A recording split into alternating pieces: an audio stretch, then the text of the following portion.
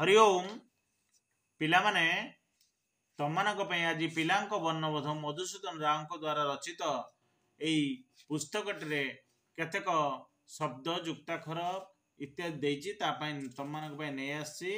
କାରଣ ଓଡ଼ିଆରେ ଆମକୁ ସୁଦୃଢ଼ ହେବା ପାଇଁ ହେଲେ ଆମକୁ ବର୍ଣ୍ଣବୋଧ ସାରିବାକୁ ପଡ଼ିବ। ପୂର୍ବରୁ ମୁଁ ଛବିଳ ମଧୁ ବର୍ଣ୍ଣବୋଧର ସମସ୍ତ ପୃଷ୍ଠାର ପାଠ ତମମାନଙ୍କ ପାଇଁ ମୋ ଚ୍ୟାନେଲରେ ଛାଡ଼ି ଦେଇଛି। ତାର ପ୍ଲେଲିଷ୍ଟ ମଧ୍ୟ ସଜେଇ ଦେଇଛି। ସେଇ ପ୍ଲେଲିଷ୍ଟରେ ଏ ପୁସ୍ତକର ପାଠ ମଧ୍ୟ ଏଡ୍ କରି ଛାଡ଼ୁଛି। ତେବେ ପିଲେ ଆଜି ଆସ ଏ ବିବିଧ ପାଠ ପଢ଼ିବା। ମସ୍ତକ ଦେହର ଉତ୍ତମ ଅଙ୍ଗ। ଏଠି ଯେଉଁ ଦେହରେ ଲେଖା ହେଇଛି ଦେହ ର ହବ। ମସ୍ତକ ମାନେ ହେଉଛି ମୁଣ୍ଡ, ମସ୍ତିଷ୍କ, ମୁଣ୍ଡ, ବ୍ରେନ୍। ମୁଣ୍ଡ ହେଉଛି ମସ୍ତକ ମାନେ ମୁଣ୍ଡ, ହେଡ୍ ହେଲା। ମସ୍ତକ ଦେହର ଉତ୍ତମ ଅଙ୍ଗ। ପ୍ରତି ହସ୍ତରେ 5 ଆଙ୍ଗୁଳି, ପ୍ରତି ପାଦରେ 5 ଆଙ୍ଗୁଳି। ମନୁଷ୍ୟର 2ଟି ବାହୁ, 2ଟି ହସ୍ତ, 2ଟି ଚକ୍ଷୁ, 2ଟି କର୍ଣ୍ଣ, 2ଟି ଓଷ୍ଠ ଅଛି। ନାସିକାରେ, ଓଷ୍ଠ ମାନେ ଓଠ, କର୍ଣ୍ଣ ହେଲା କାନ, ଚକ୍ଷୁ ହେଲା ଆଖି, ହସ୍ତ ହେଲା ହାତ ହେଲା କି। ନାସିକାରେ 2ଟି ରନ୍ଧ୍ର ଅଛି, ମାନେ ନାକରେ 2ଟି କଣା ଅଛି। ଉଦରରେ ପାକଯନ୍ତ୍ର ଅଛି। ଉଦର ହେଲା ପେଟ, ପେଟରେ ହଜମ ଯନ୍ତ୍ର ଅଛି, ପାକଯନ୍ତ୍ର। ମସ୍ତକରୁ ପାଦ ପର୍ଯ୍ୟନ୍ତ ଦେହରେ ରକ୍ତ ପ୍ରବାହିତ ହେଉଛି। ଆମ ଶରୀରରେ ମୁଣ୍ଡରୁ ପାଦ ପର୍ଯ୍ୟନ୍ତ ରକ୍ତ ପ୍ରବାହିତ ହେଉଛି। ତେବେ ପିଲେ କିଏ ତୁମକୁ ଏବଂ ଆଉ ସବୁ ଜୀବମାନଙ୍କୁ ସୃଷ୍ଟି କରିଅଛି? କିଏ ତୁମକୁ ଦେଖିବା ପାଇଁ ଚକ୍ଷୁ, ଏଠି କ'ଣ ଲେଖା ହେଇଛି?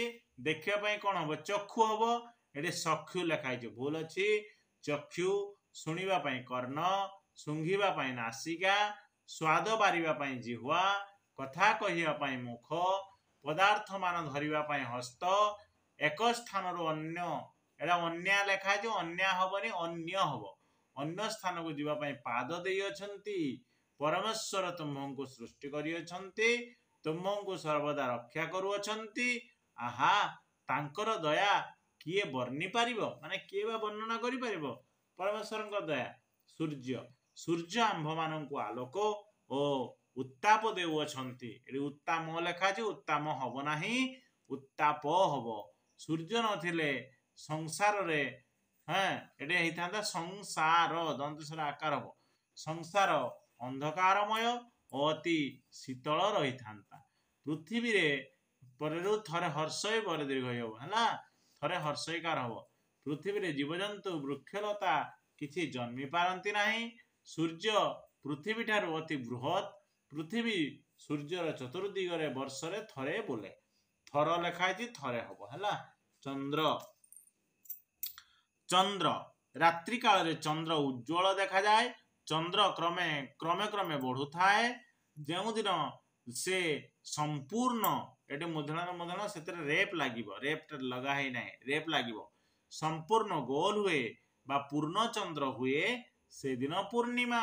ଯେଉଁଦିନ ଚନ୍ଦ୍ର ଏକା ବେଳେ ଦେଖାଯାଏ ନାହିଁ ତାହାକୁ ଅମାବାସ୍ୟା କହନ୍ତି। ରାତି ପୁରା ଅନ୍ଧାର ହୋଇଥାଏ, ଚନ୍ଦ୍ରର ନିଜର ଆଲୁଅ ନାହିଁ। ଯେଉଁ ଆଲୁଅକୁ ଜ୍ୟୋତ୍ସ୍ନା ବୋଲାଯାଏ ହେଲା କି, ତାହା ଚନ୍ଦ୍ର ସୂର୍ଯ୍ୟଙ୍କ ଠାରୁ ପାଏ। ଚନ୍ଦ୍ର ପୃଥିବୀ ଅପେକ୍ଷା କ୍ଷୁଦ୍ର। ଚନ୍ଦ୍ର ପୃଥିବୀର ଚାରିପାଟେ ଲେଖାଯାଇଛି, ଚାରିପଟେ ହବ ହେଲା। ଚାରିପଟେ ମାସରେ ଥରେ ବୁଲେ, ବା ଚାରି ପାଖେ ବି ହେଇପାରିବ, କିନ୍ତୁ ଚାରିପଟେ ହବ ସେଟା ହେଲା। ଦିଗ, ସୂର୍ଯ୍ୟ ଯେଉଁ ଦିଗରେ ଉଏଁ ତୁମ୍ଭେ ସେ ଦିଗକୁ ଅନାଇ ଅଛ। ସେଇ ଦିଗ ପୂର୍ବ ଦିଗ। ତୁମ୍ଭର ଦକ୍ଷିଣ ହସ୍ତ ଦକ୍ଷିଣ ଦିଗକୁ ଅଛି, ବାମ ହସ୍ତ ଉତ୍ତର ଦିଗକୁ ଅଛି, ତୁମ୍ଭର ପଛଆଡ଼େ ପଶ୍ଚିମ ଦିଗ ହେଲା କି। ତାମାନେ ଆମେ ପୂର୍ବକୁ ମୁହଁ କରି ଛିଡ଼ା ହେଲେ ଆମର ଦକ୍ଷିଣ ହସ୍ତ ରହିବ ଡାହାଣ, ମାନେ ଦକ୍ଷିଣ ଦିଗକୁ, ତେଣୁ ଉତ୍ତର ଦିଗ ହବ ବାମ ହାତ, ଆଉ ପଛ ପଟଟା ହବ ପୂର୍ବ ଦିଗ, ପଶ୍ଚିମ ଦିଗ। ତୁମ୍ଭେ ପଶ୍ଚିମ ଦିଗକୁ ଅନାଇ ଠିଆ ହେଲେ ତୁମ୍ଭର ଦକ୍ଷିଣ ହସ୍ତ କେଉଁ ଦିଗକୁ ରହିବ? ମୁଁ କହିଦେଲି। ତୁମେ ପଶ୍ଚିମ ଦିଗକୁ ଅନାଇ ଛିଡ଼ା ହେଲେ ଦକ୍ଷିଣ ହସ୍ତ ଓଲଟା ହେଇଯିବ। ଦେଖ, ପୂର୍ବକୁ ଛିଡ଼ା ହେଲେ ଆମର ଦକ୍ଷିଣ ହସ୍ତ ହବ ଦକ୍ଷିଣ ଦିଗକୁ, କିନ୍ତୁ ଯଦି ପଶ୍ଚିମକୁ ଅନାଇବା ତାହେଲେ ଦକ୍ଷିଣ ହସ୍ତ ହେଇଯିବ ଉତ୍ତରକୁ ହେଲା। ଦକ୍ଷିଣ ହସ୍ତ ମାନେ କ'ଣ? ଡାହାଣ ହାତ। ତୁମେ ଦକ୍ଷିଣ ଦିଗକୁ ଅନାଇ ଠିଆ ହେଲେ ତୁମର ବାମ ହସ୍ତ କେଉଁ ଦିଗକୁ ରହିବ? ନା ଦକ୍ଷିଣ ଦିଗକୁ ଅନାଇ ଛିଡ଼ା ହେଲେ ଆମେ ଯଦି दक्षिण दिग को अनाई छिड़ा हवा ताले हमर बाम हस्त पूर्व दिग को रही है। तुम्हे उत्तर दिग को अनाई छिड़ा हेले तुम पिठी क्यों दिग को रहिबो पिठीटा दक्षिण दिग को रहिबो ता अपोजिटटा हो कोन। अच्छा तापर आमे कोन देखिबा ओडिया 12 मास ऋतु है कि दिन राति मिसी दिवस एक 7 दिवस रे सप्ताह लेख माने दिन राति मिसिकी गोटे दिन माने 12 घंटा 24 घंटा 7 दिवस रे सप्ताह लेख माने 7 दिवस रे 7 दिन रे गोटे सप्ताह रवि परे सोम तापरे मंगल तापरे जे बुधवार गुरु शुक्र शनि आसे ताहा परे 7 बार एही प्रकार माने रविवार सोमवार मंगलवार बुधवार गुरुवार शुक्रवार शनिवार एमिति सप्ताह 7 बार नाम मने सप्ताहर 7 बार नाम मने सदा रखी हे राम।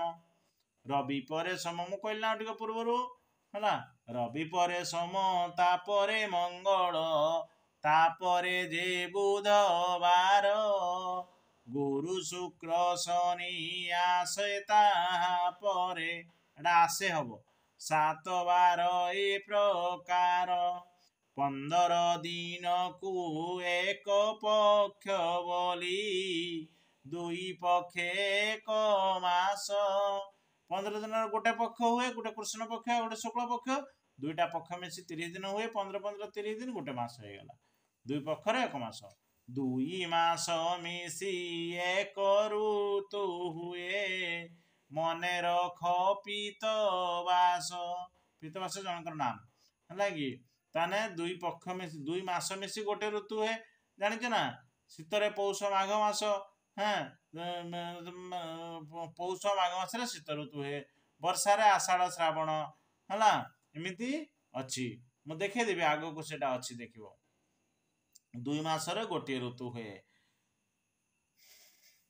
शुक्ल पक्ष चंद्र प्रति दिवस रे शुक्ल पक्ष हम एटा है शुक्ल पक्षे चंद्र प्रति दिवस रे बढ़ई पूर्णिमा जाए माने शुक्ल पक्ष रे प्रत्येक दिन पूर्णिमा पर्यंत चंद्र बढ़ी बढ़ी बढ़ी बढ़ी जाए कृष्ण पक्षे पुणी अमावा माने केते दिन बढ़ी बढ़ी जाए पूर्णिमा पूर्णिमा पर्यंत जीव तापर पुणी कौन हम कृष्ण पक्षे पुणी अमावास्या जाए अल्पे अल्पे छिड़ू थाए माने कृष्ण पक्ष रे पुणी अमावास्या पर्यंत धीरे धीरे जन्मटा छोट ही जाए 12 मास रे 6 ऋतु हुए 12 माने 12 मास 12 है 12 एकादश है 11 द्वादश है 12 दशम है 10 नहीं कि 12 मास रे 6 ऋतु हुए के कही पारिब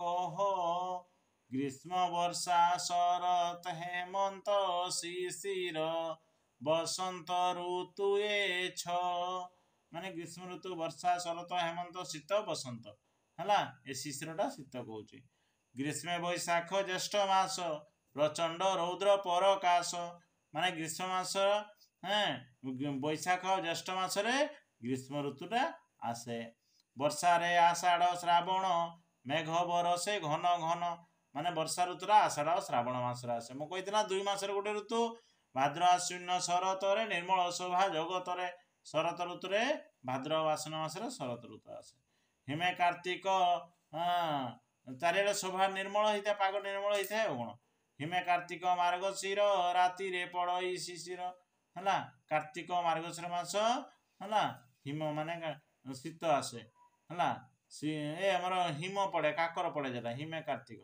शीत रे पौष माघ मास माने हेमंत ऋतु हिम है हेमंत ऋतु हिम है हेमंत ऋतु है शीत रे पौष माघ मास देह रे रख शीतवास माने शीत रे पौष माघ मास शीत ऋतु है देह शीत पोशाक रखापी कौच फाल्गुन चैत्र बसंत रे मृदु मलय मनोहरे माने फाल्गुन चैत्र फाल्गुन मास चैत्र मास बसंत ऋतु आसे 12 मास कथा यही हेज बालक मन दे यही कथा है 12 मास कथा हेज बालक मन दे मन देकी शुण बा मन रख तापर आसला कौन जो वृक्षलता आसला केते मिनिट है वृक्षलता वृक्षलता आसला कौन वृक्ष बीजरु जात हुए बीज मान कौन मंजी बट वृक्ष बीज केड़े क्षुद्र हाँ बड़ बट वृक्ष है बर गछ कहते तार मंजी बहुत छोट देख केड़े क्षुद्र बीजरू केड़े बड़ वृक्ष जन्मे ताने ये केड़ लिखाई केड़े हम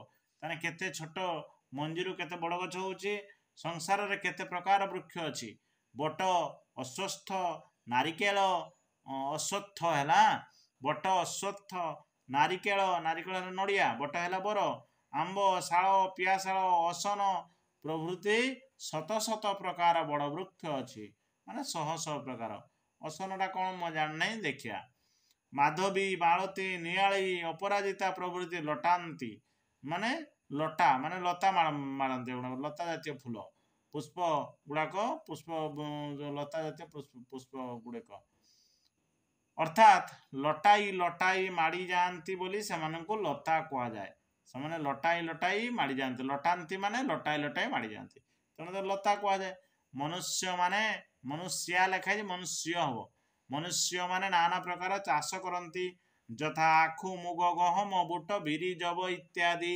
एमतिका चाष करा जाए परवर्ती कालानुसारे देखिबा आउ कौन किस रही है बहीटी सरिबा उपरे अल्प रही गोटे भिडियो कि दुईटा भिडियो बहीटी सरीज है पिला माने मन दे पढ़ुथिबो रोची भगवान तुम मान मंगल करंतु जय जगन्नाथ।